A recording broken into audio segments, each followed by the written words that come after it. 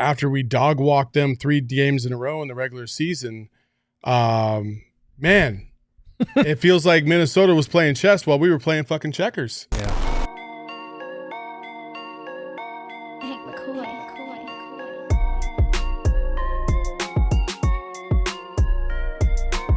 I think for the Suns, this is obviously an inexcusable end to what was pretty much, for me, the most disappointing season in franchise history. Not the worst, and not the worst playoff exit, but the most disappointing if you consider the expectations that we had for this team, that they had for themselves.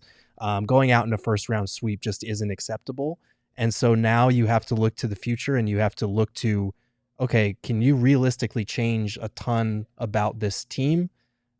People will have differing thoughts on that, but for the most part, your roster kind of is what it is, and you don't have a ton of assets to trade unless you are willing to break up the big three, and the big three is willing to be broken up. And I struggle with that a little bit, but it'll be interesting to see how this goes, because outside of making a head coaching change or a blockbuster big three deal where one of those guys says, yeah, I'm okay with being traded, or yeah, I want out, you're kind of banking on better health and more continuity for next year. And I know that nobody wants to hear that right now.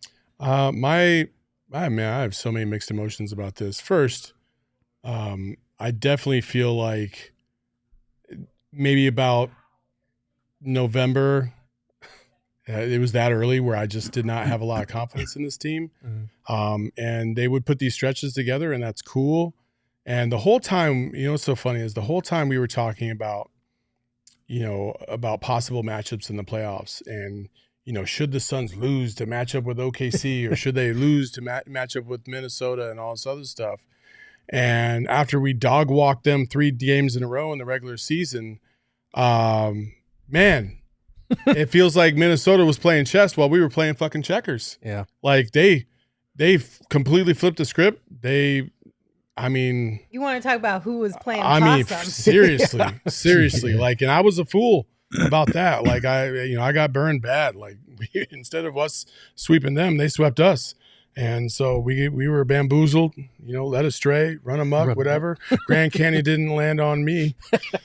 It landed on the PHNX Suns. So I'm just extremely disappointed that a group of individuals and 3 superstars with a lot of veteran experience, playoff experience, 2 of them with finals experience, 1 of them with multiple world championships, couldn't put it together enough to get this team to succeed at a high level.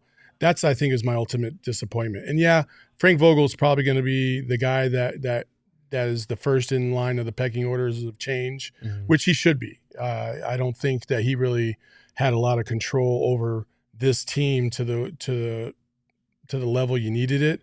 But at the end of the day, I really do. I just come back to the 3, to Booker, Beal, and KD. And whether or not you want to feel like KD did his part, or Booker did his part, or Beal did his part, it doesn't matter. It didn't work. And they got swept in the first round, which is probably one of the biggest failures in not only Arizona sports history, but sports history in general. To have those 3 high caliber, high salaried players just completely fall on their face was just probably the most epic slap in the face as a fan you could possibly get, because you want to believe and you want to believe and you want to believe, but your eyes were telling you something was not matching up to what was being told and what was being said, and some of the numbers that were going into this. And I saw so many breakdowns about, the offense is actually a lot more sophisticated than you realize. It's just they just got to do a better job. Well, the offense doesn't mean shit if they can't run it the right way. And I think at the end of the day, that's what happened, and everything fell apart when it really mattered the most. And you got to give the Timberwolves a ton of credit for that, because they just bullied the Suns and they couldn't do shit to stop it.